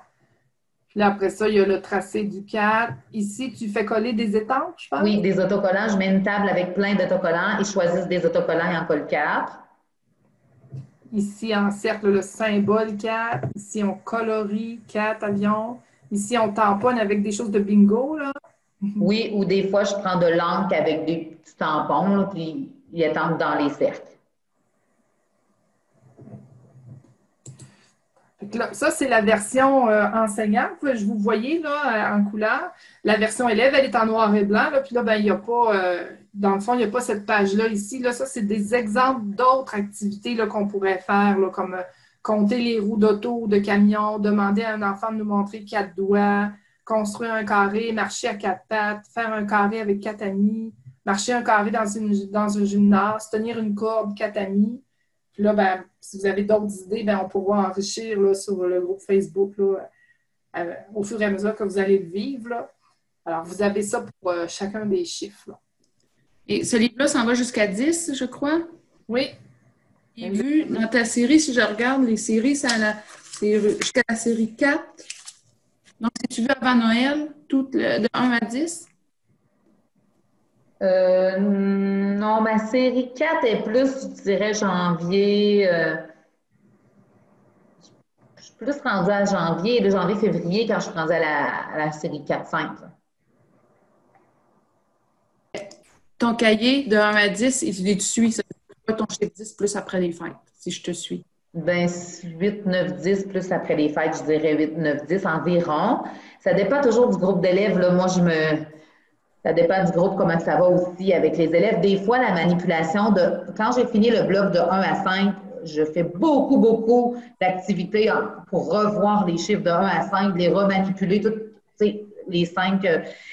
Ça dépend du groupe, là. Des fois, moi, j'ai un groupe plus faible, je le fais plus longtemps, puis des fois, ça dépend comment ça va. OK. Merci beaucoup.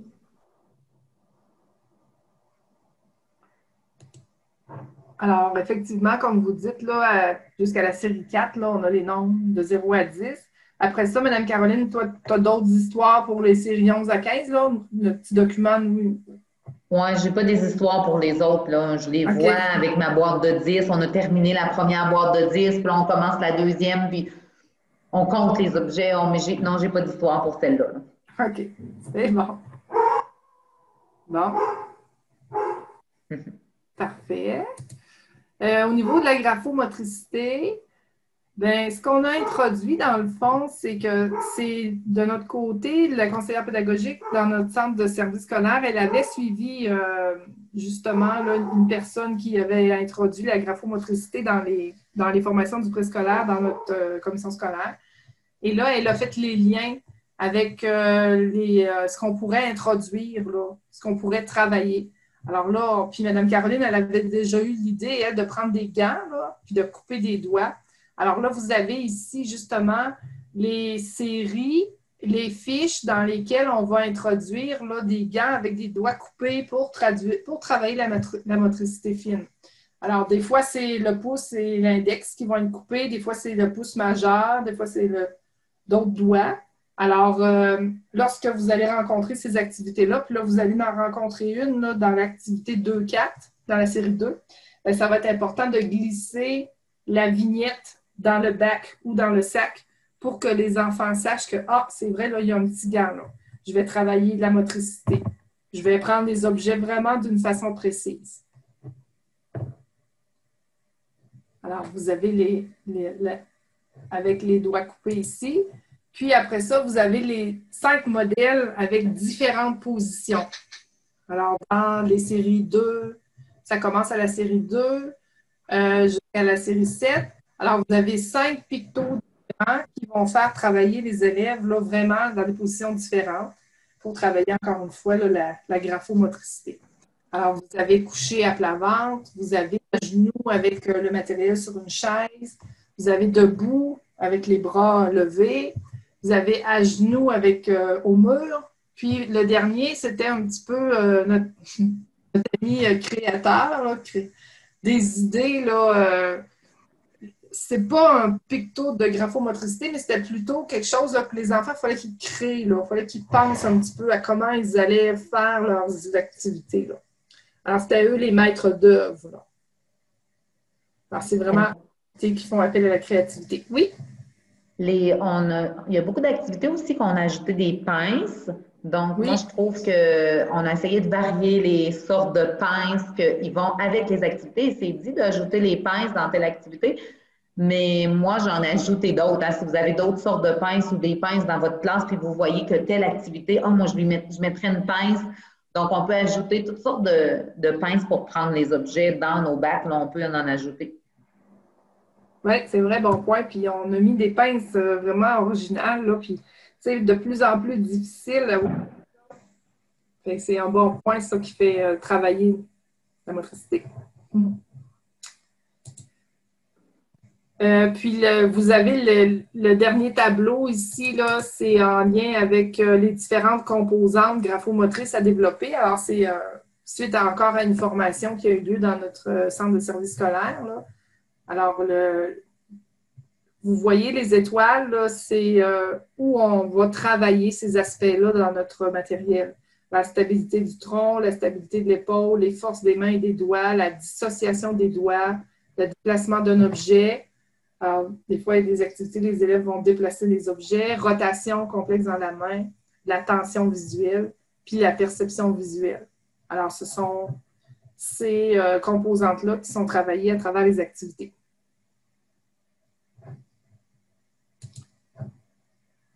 Par la suite, vous avez dans votre guide encore le rôle de la graphomotricité. Je vais vous laisser le lire.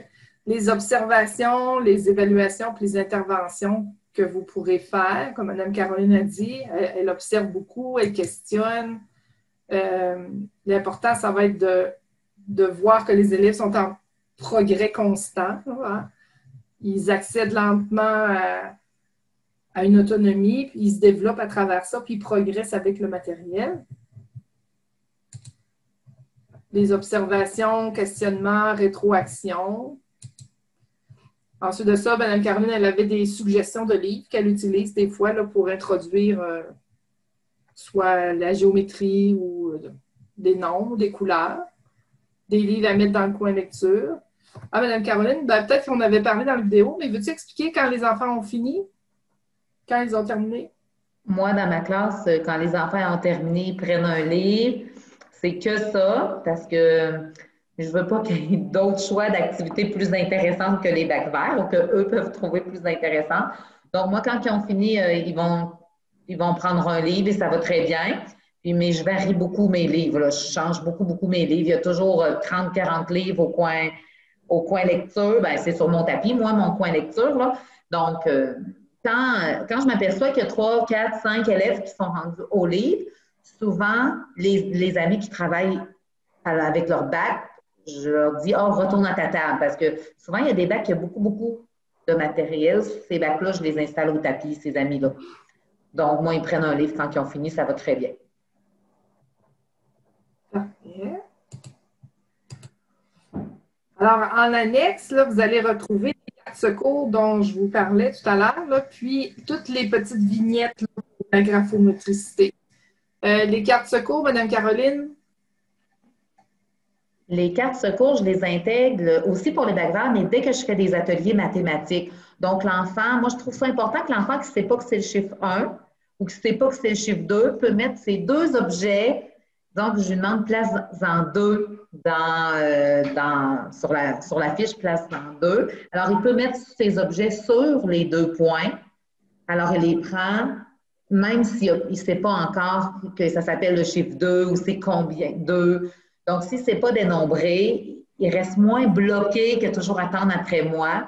Donc, ils utilisent ces fiches-là, puis je les présente pendant mes ateliers. Les enfants les utilisent déjà pendant les ateliers ou pendant d'autres moments dans la classe, fait qu'ils les connaissent.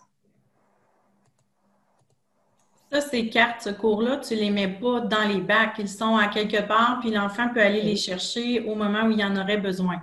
C'est ça. Moi, dans ma classe, il y a 5 tables de travail, à peu près 4 enfants, puis ils ont chacun un panier vert dans le milieu de leur table de travail.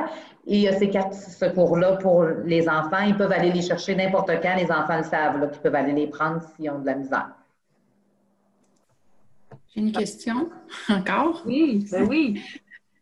Est-ce que ce que je vois dans le guide, est-ce que là, je dois les découper, les plastifier ou on les a ailleurs? Est-ce que ça, c'est ma copie officielle? Je veux dire, ça, c'est mon original, puis je l'ai ailleurs? Non, c'est votre copie, oui. Votre copie officielle. OK. Donc, les cartes secours sont à quel endroit? Sont dans notre. J'ai peut-être pas fait le tour des séries, là. Non, c'est ça, c'est votre copie. Là. Ils sont juste là. Vous n'allez pas les retrouver ailleurs, là. OK. Fait que là, je peux découper ma page 24. Ben, on en fait une photocopie. Là. Moi, je ferais des photocopies pour garder l'original. Puis, OK. Là, c'est en noir et blanc, mais la main ne sera pas en couleur. C'est juste ça. Juste à savoir. Fait qu'on fait des photocopies. Oui. Les petites mains en couleur. Mais ça, c'est quelque chose qu'on pourrait déposer, hein, Madame Émilie. Là, on va se prendre une petite note. Ouais, j'allais dire, à la limite, j'ai la version numérique, moi, du guide, là. Fait que je pourrais aller rechercher que les pages annexes à la fin, puis vous le fournir, là. Oui, très bonne idée, Madame Anne. Oui. Mais ça serait le fun. On est un peu gaga, hein, on aime ça. Oui, c'est correct. Merci. C'est une très bonne idée, là. C'est pas plus grave que ça. Alors, ici, vous avez les petites vignettes, là. Alors, vous les avez en gros, puis vous allez pouvoir là, les... Madame Annie, moi, j'avais comme l'impression que quand on reçoit notre série, disons la série 2, qu'à la fin, on a les vignettes qu'on a besoin, on a des copies de celles qu'on a besoin. Je suis sûre que c'est encore comme ça, mais il me semble qu'on les avait. Oui, c'est supposé être dans les feuilles support, là. Est-ce que vous avez vu ça, les madames, dans votre matériel? Vous savez, les modèles, là, exemple, les voitures.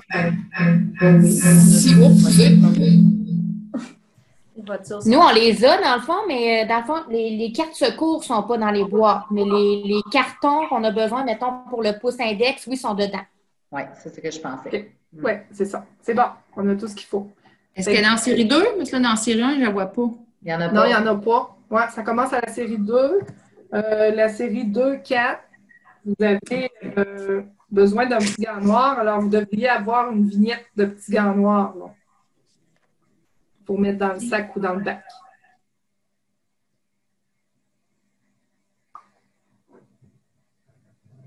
Ça va? Est-ce qu'il y avait d'autres questions en lien avec les points à aborder dans le guide? Ou pour Mme Caroline? D'autres questions pour Mme Caroline?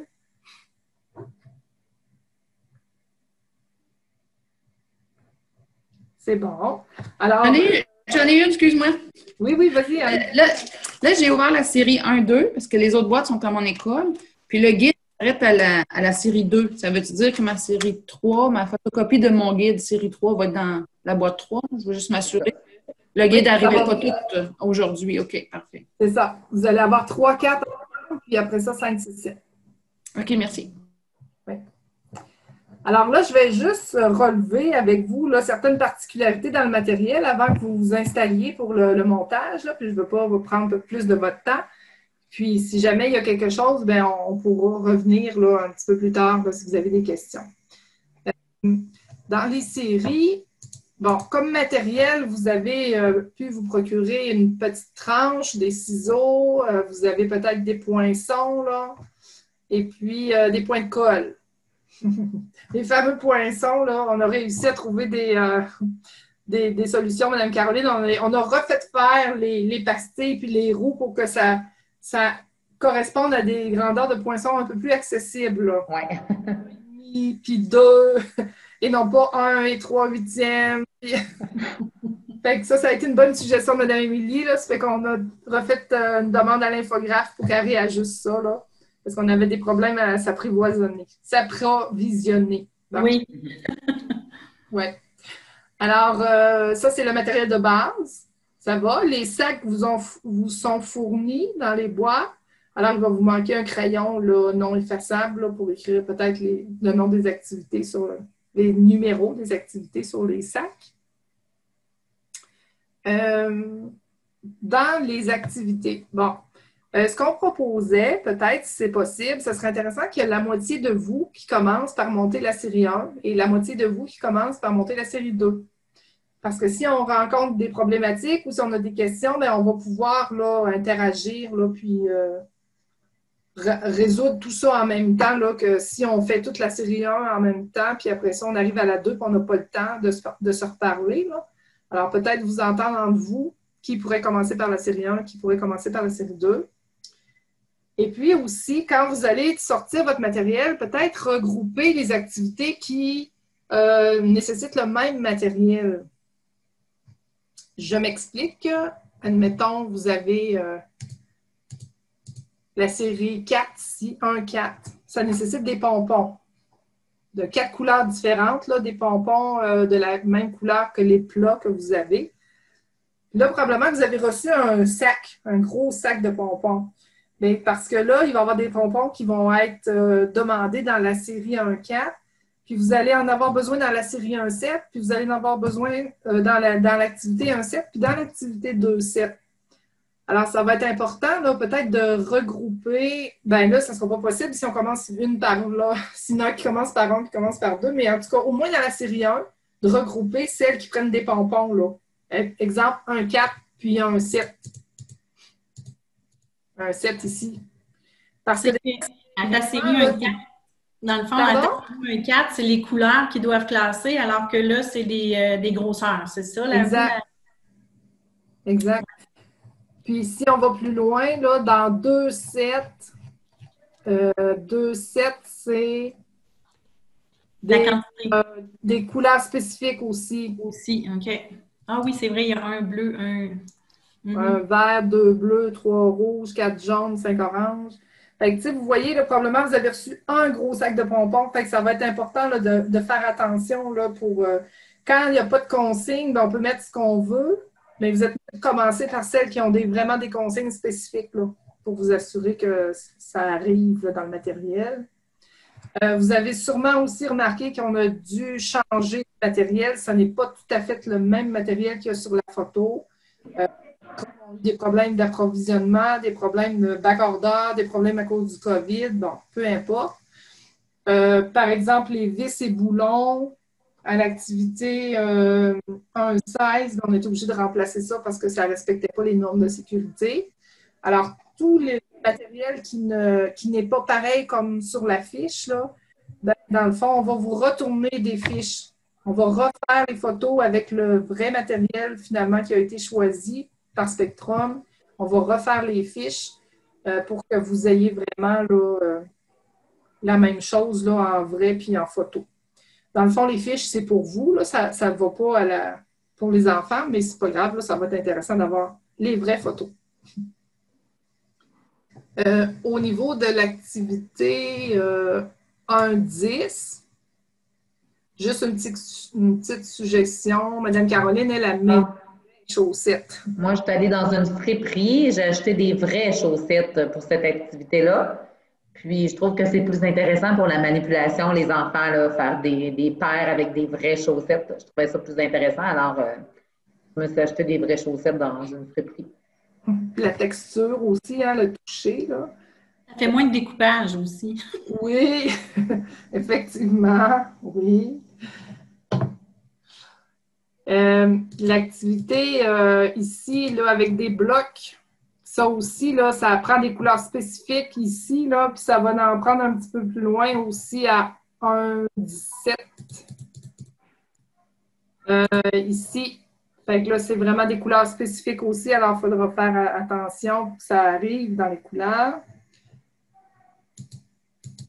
Les formes en mousse. Là, je ne sais pas comment ils ont géré le sac de forme en mousse, mais dans l'activité 1.15, vous avez 16 formes en mousse, 2 catégories. Puis là, ça se peut que ça ne soit pas des cœurs puis des cercles, mais peu importe, il faut que ça soit 2 catégories. C'est ça qui est important. Alors, si vous voyez que ça n'arrive pas parce que vous en avez besoin dans la 1.30, dans la 1.30, je pense que c'est très spécifique, là. Un petit peu. 1.30. Ça demande des carrés, des triangles, des cercles et des cœurs. C'est ça. Alors là, c'est très spécifique. Alors, c'est important de commencer peut-être par elle, puis d'aller voir ce qui vous reste là, pour faire la 1.15. Dans le fond, la 1.15, ouais, celle-là ici, là. Dans le fond, la 1.15, peu importe les 2 catégories que vous allez prendre, ça peut être des petits et des gros aussi. Ça peut être des petits d'un bord, des gros de l'autre. Ça peut être la couleur, ça peut être peu importe la forme. Vous pouvez jouer sur différents attributs. Madame Annie? Oui. La 1.30, là, moi, ou toutes celles qui ont des formes comme ça, je vous invite à les découper, les formes, comme le triangle, de découper en forme de triangle. Je trouve pour la manipulation, puis je trouve que c'est plus... En tout cas, moi, je les ai coupés dans ma classe avec les bonnes formes. Je trouvais ça important pour qu'ils touchent un vrai triangle. Oui, bonne idée, Mme Caroline. On va les mettre en pointillés, là. On va les faire mettre en pointillés. 1.30. Découper les formes. OK. Vous allez voir sur la fiche 1.22, ici, les enfants, ils doivent placer des pailles droites, là. Mais là, je ne sais pas, je pense que c'est plus possible. Je pense qu'ils ont remplacé ça par des cure-pipes. Alors, les enfants, ils doivent placer des cure-pipes sur les lignes pointillées, puis ils prennent le crayon de la même couleur que le cure-pipe, puis là, ils repassent avec leur crayon pour la motricité fine là, sur la ligne pointillée. Alors, c'est pour cette raison-là que vous avez une copie supplémentaire dans le guide, parce que là, soit que, comme Stéphane a dit tout à l'heure, vous plastifiez cette feuille-là, puis les enfants écrivent avec des crayons effaçables, puis ils l'effacent à chaque fois, ou vous remplacez, vous mettez vraiment une feuille papier, les enfants écrivent pour de vrai dessus, puis là, vous la remplacez à chaque fois. Madame Caroline, toi, ils font quoi? Moi, je suis le papier, là, parce que moi, je ne veux pas la laver, la feuille. Je trouve ça plus facile, moins long, remettre une autre feuille quand je vois que l'ami a fini son bac. Parce que quand je dis bravo, tu as réussi ton bac, celui-là, des fois, je le ramasse moi-même puis je mets une autre feuille dedans. Mais qu'est-ce que je voulais dire? Les pailles, là, tout le monde a ça dans sa classe. Si vous n'aimez pas les cure-pipes, là, ces pailles-là, là, on a tous ça presque dans toutes nos classes. Le bac, là, c'est des pailles et des petits embouts, là. Si vous n'avez dans vos classes, moi, je prendrais les vraies pailles.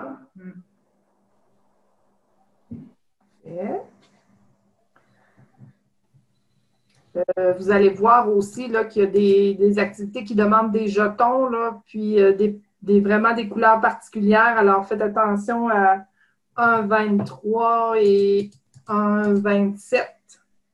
On a besoin vraiment de couleurs spécifiques. Ça devrait être correct. Des fois, ils en ont mis plus, ou des fois, ils n'ont peut-être pas nécessairement eu l'occasion de mettre... mais je pense que là, ça devrait être correct parce que c'est vraiment des couleurs et des quantités particulières. 1,28, vous avez une copie supplémentaire dans votre guide parce que là, c'est plus facile d'avoir la version en papier pour enrouler autour de la boîte de Pringle. Là. Alors, c'est pour ça qu'elle, c'est pas nécessaire d'être plastifiée. Là, ça va moins bien. Alors, on vous a mis une feuille supplémentaire si advenant que l'autre deviendrait moins belle, là, désuète. Là. Ça va pour celle-là. Alors, ça, c'est pas mal les highlights de la série 1.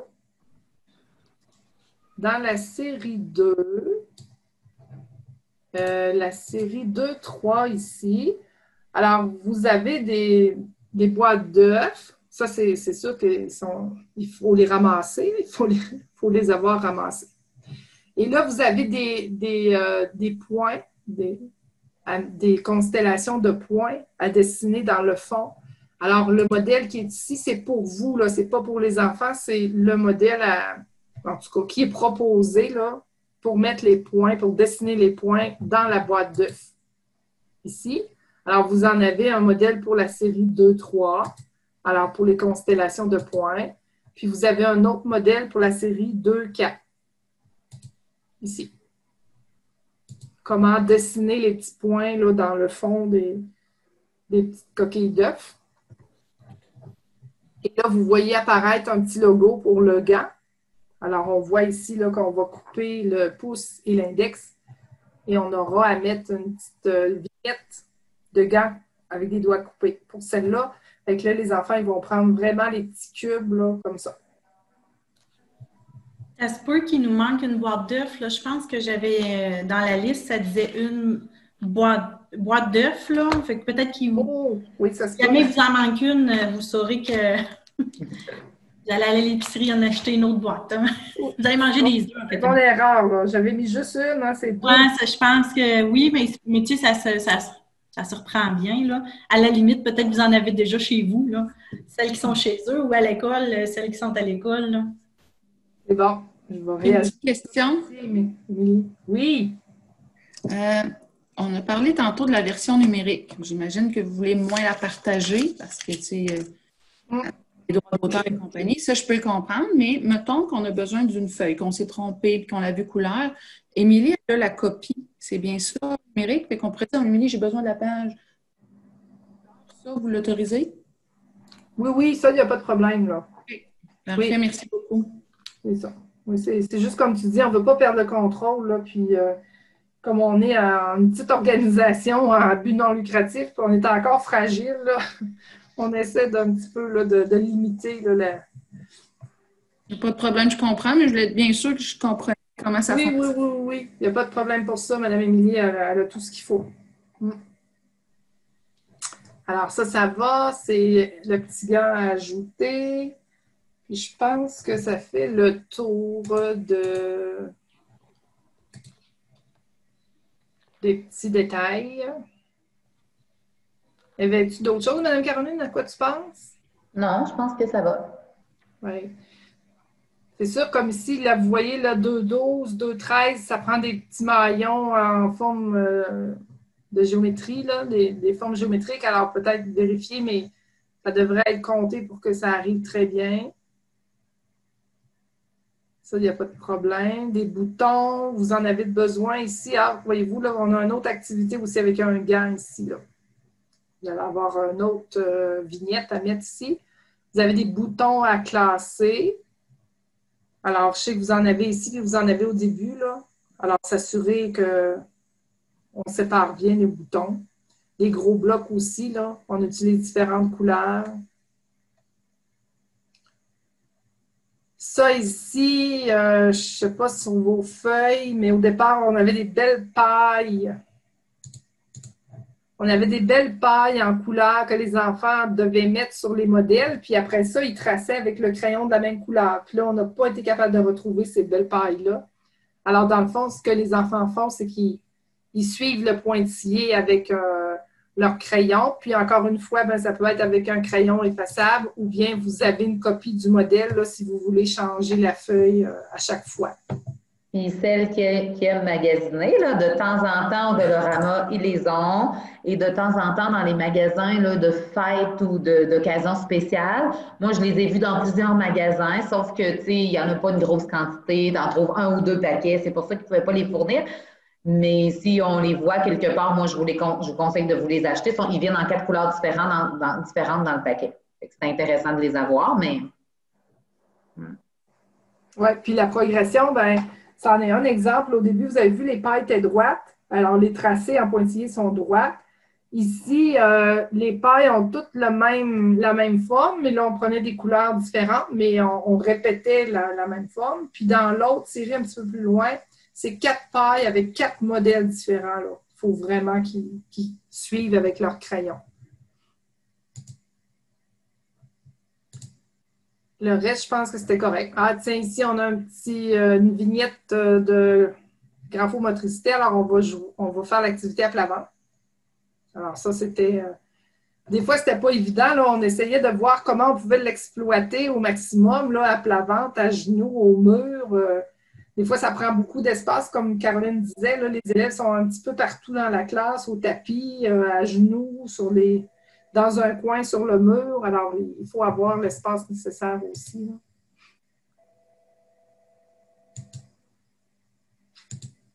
Le reste, je pense que c'est correct. Mme Caroline, série en 2, il n'y avait pas d'autres spécificités, là, je crois. Est-ce que vous avez des questions?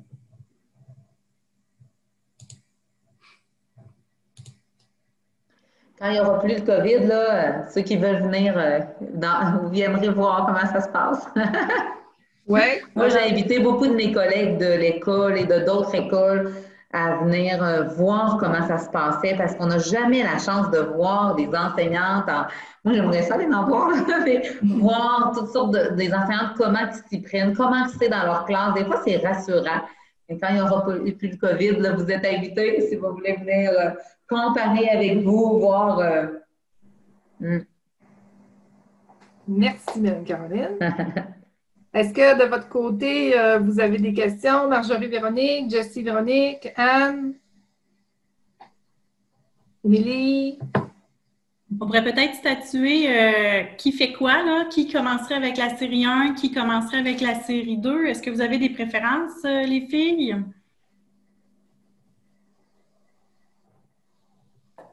Moi, je vais y aller avec la 1, ça ne me dérange pas. Donc, Anne va avec la 1. Est-ce que j'ai une équipe peut-être de 2 qui embarquerait avec la série 1 pour commencer?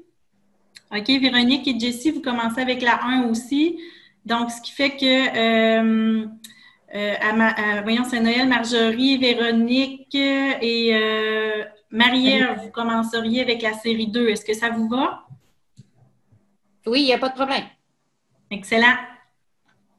Marie-Ève dit oui aussi. Tout le monde acquiesce. Excellent. Parfait. Alors, alors tout le monde a tout son matériel. tout est en place. Je pense qu'on avait dit pas mal l'heure, là. On laissait les gens se mettre les mains à la pâte. Et puis, est-ce que c'est toujours réaliste de se parler à 1 heure ou... Oui, ben moi, de mon côté, je vais rester branchée tout le long. Oui. Comme ça, si à un moment donné, les filles ont des questions sur le matériel, ben ils auront juste... vous pouvez fermer votre micro, votre caméra si vous voulez, les filles, puis quand vous avez une question, ben vous vous manifestez. Là, je vais être en arrière de mon écran encore, là.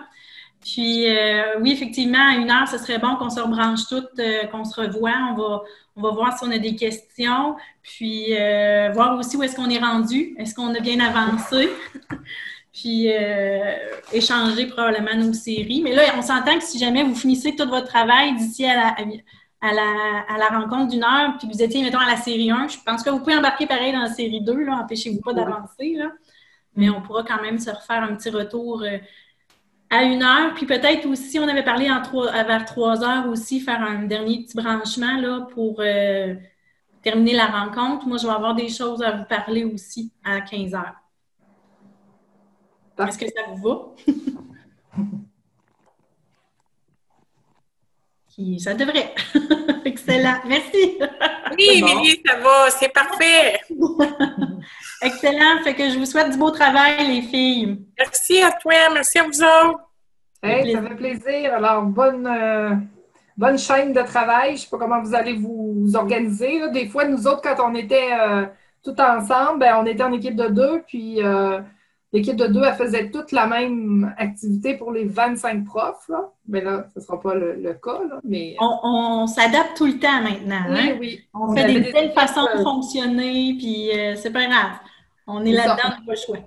Ah non, c'est bien correct aussi. On avait fait des équipes spécialisées, là, alors tout le monde avait 25 fois. Alors, on commençait à connaître le matériel et tout ça. Et là, on va y aller autrement.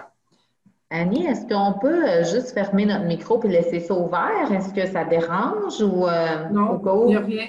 Pour être certaine que... Je veux pas vous perdre. Non, tu peux rester là pour fermer ton micro. Je vais faire aussi fermer la caméra, micro, mais on reste branché. Fait que comme ça, on entend s'il y a quelqu'un qui a besoin, là, admettons, ou qui a une question. Parfait. Moi, je vais fermer l'enregistrement. Alors, merci beaucoup. Puis, on se reparle plus tard.